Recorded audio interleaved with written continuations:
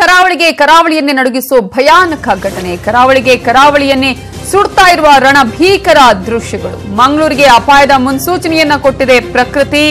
ಒಂದ್ ಕಡೆ ಪ್ರಕೃತಿ ವಿಕೋಪದ ಕಥೆಯನ್ನ ಹಿಂದೆ ನೋಡಿದ್ವಿ. ಈಗ ಭೋರ್ಗರೆದು ಹರಿದ ನದಿಗಳೆಲ್ಲ ಒಂದೇ ತಿಂಗಳಲ್ಲಿ ಬತ್ತಿ ಬರಿದಾಗಿ ಹೋಗಿದೆ. ತಿಂಗಳ ಹಿಂದೆ ಜಲಪ್ರವಾಹ, ಈಗ ನೇತ್ರಾವತಿ ಕುಮಾರಧಾರದಲ್ಲಿ ಬರೀ ಬರ. ನ್ಯೂಸ್ 18 ಗ್ರೌಂಡ್ ರಿಪೋರ್ಟ್ ಅಲ್ಲಿ ಬೆಚ್ಚಿ ಬೀಳಿಸೋ ದೃಶ್ಯಗಳು.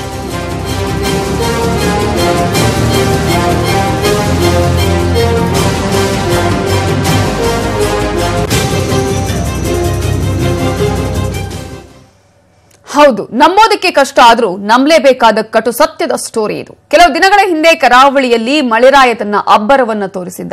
ಈಗ ಉಕ್ಕಿ ಹರಿದಿದ್ದ ನದಿಗಳೆಲ್ಲ ಬತ್ತಿ ಹೋಗ್ತಾ ಇವೆ. ಇದನ್ನ ಕಂಡು ಕರಾವಳಿಗೆ ಕಂಟಕ ಅಂತ ತಜ್ಞರು ವಾರ್ನಿಂಗ್ ಮಾಡಿದ್ದಾರೆ. ಅಪಾಯದ ಮುನ್ಸೂಚನೆಗೆ ಕರಾವಳಿ ಜನ ಬೆಚ್ಚಿ ಬಿದ್ದಿದ್ದಾರೆ. ಆ ಎಕ್ಸ್ಕ್ಲೂಸಿವ್ ಸ್ಟೋರಿ ನಿಮ್ಮ ಮುಂದೆ. ತುಂಬಿ ಹರಿದಿದ್ದ ನದಿಗಳು ಖಾಲಿ ಖಾಲಿ. ಕರಾವಳಿಗೆ ಕಾಡಲಿದೆಯ ಭೀಕರ ಬರಗಾಲ. ಕರಾವಳಿ ಭಾಗದಲ್ಲಿ ಮಳೆ ರುದ್ರ ನರ್ತನ ಮಾಡಿ ತುಂಬಾ ದಿನ ಏನು ಕಳೆದಿಲ್ಲ. ಮಳೆಯ ಅಬ್ಬರಕ್ಕೆ ದಕ್ಷಿಣ ಕನ್ನಡ, ಉಡುಪಿ ಜಿಲ್ಲೆಯ ನದಿಗಳು ಎಲ್ಲವನ್ನ ಕೊಚ್ಚಿಕೊಂಡು ಭೋರ್ಗರೆದು ಹರಿತಿತ್ತು. ಆ ದೃಶ್ಯಗಳೆಲ್ಲ ಈಗಲೂ ಕಣ್ಣಿಗೆ ಕಟ್ಟಿದಂತಿವೆ. ಆದ್ರೆ ಇನ್ನೂ ಮಳೆಗಾಲ ಮುಗಿದಿಲ್ಲ. ಆಗ್ಲೇ ಕರಾವಳಿಯಲ್ಲಿ ಬಿಸಿಲ ಧಗೆ ಶುರುವಾಗಿದೆ. ತುಂಬಿ ಹೋಗಿದ್ದ ನದಿಗಳು ಕೆಲವೇ ದಿನಗಳಲ್ಲಿ ಬತ್ತಿ ಹೋಗಿವೆ ನೋಡಿ. ಮಳೆ ಬಿದ್ದಾಗ ದಕ್ಷಿಣ ಕನ್ನಡದ ನೇತ್ರಾವತಿ ಹಾಗೂ ಕುಮಾರಧಾರೆ ನದಿಯಲ್ಲಿ ಹಿಂದೆಂದೂ ಕಾಣದಂತಹ ಭಾರೀ ಪ್ರವಾಹವೇ ಬಂದಿತ್ತು. ಅಂತರ್ಜಲ ಕೂಡ ಹೆಚ್ಚಾಗುತ್ತೆ ಅಂತ ಭಾವಿಸಲಾಗಿತ್ತು. ಆದರೆ ಕೆಲವೇ ದಿನಗಳಲ್ಲಿ ಈ ಎರಡೂ ನದಿಗಳು ಬರಿದಾಗಿವೆ. ಒಂದು ತಿಂಗಳ ಹಿಂದೆ ತುಂಬಿ ಹರಿಯುತ್ತಿದ್ದ ನದಿ ಇದೇನಾ ಅಂತ ಜನ ಹುಬ್ಬೇರಿಸಿ ನೋಡ್ತಿದ್ದಾರೆ. ಜನರಲ್ಲೂ ಆತಂಕ ಎದುರಾಗಿದೆ. ಇದಕ್ಕೆಲ್ಲ ಪಶ್ಚಿಮ ಘಟ್ಟ ನಾಶವೇ ಕಾರಣ ಅನ್ನೋದು ಪರಿಸರ ತಜ್ಞರ ಆರೋಪ.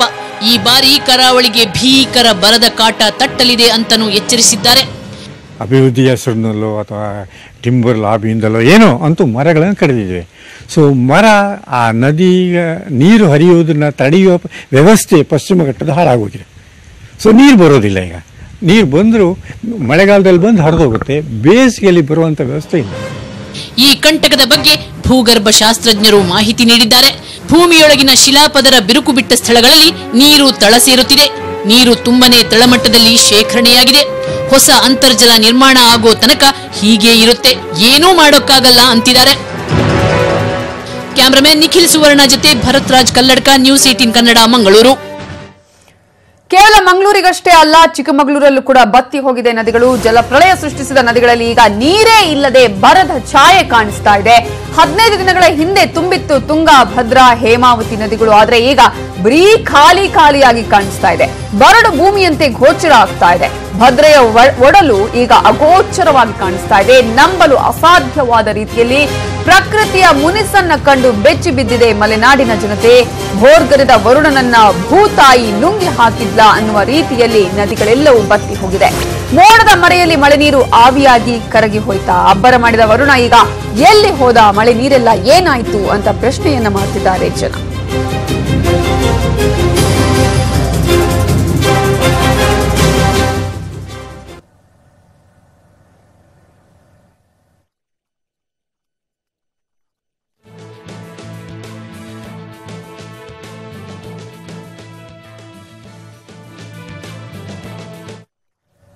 ಇನ್ನು ಯಾವ ರೀತಿಯಾಗಿ ಈಗ ಜಲಪ್ರವಾಹ ಇದ್ದಂತಹ ಸ್ಥಳಗಳಲ್ಲಿ ನದಿಗಳೆಲ್ಲ ಬತ್ತಿ ಹೋಗಿದೆ ಅನ್ನೋದ್ರ ಬಗ್ಗೆ ಮಾತನಾಡೋದಕ್ಕೆ ನಮ್ಮ ಜೊತೆ ಈಗ ಪರಿಸರ ತಜ್ಞರಾಗಿರುವಂತಹ ಡಾಕ್ಟರ್ ಮಧ್ಯಸ್ಥ ಅವರು ಫೋನ್ ಸಂಪರ್ಕದಲ್ಲಿದ್ದಾರೆ.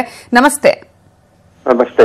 ಈಗಾಗಲೇ ಒಂದು ತಿಂಗಳ ಹಿಂದೆ ನಾವು ನೋಡಿದ್ರೆ ಇಡೀ ಒಂದು ನೀರು ಎಲ್ಲಾ ಕಡೆ ಮಂಗಳೂರು ಆಗಿರಬಹುದು ಅಥವಾ ಕರಾವಳಿ ಭಾಗದಲ್ಲಿ ನೀರು ತುಂಬಿಕೊಂಡಿತ್ತು. ನದಿಗಳೆಲ್ಲವೂ ಕೂಡ ಉಕ್ಕಿ ಹರಿತಾ ಇದ್ವು. ಆದ್ರೆ ಈಗ ಅದೇ ನೇತ್ರಾವತಿ ಆಗಿರುವುದು ಕುಮಾರಧಾರನ್ನ ಕೂಡ ನಾವು ನೋಡಿದ್ರೆ ಒಂದ್ ಕಡೆ ನೀರೇ ಇಲ್ಲ, ಇನ್ನೊಂದ್ ಕಡೆ ರಣ ಬಿಸಿಲು ಅಂತ ಹೇಳಿ. ಏನ್ ಆಗ್ತಾ ಇದೆ ಆಕ್ಚುಲಿ? ಏನಾಗುವಂತಹ ಅಪಾಯದ ಮುನ್ಸೂಚನೆನಾ ಇದು? ಹೇಗೆ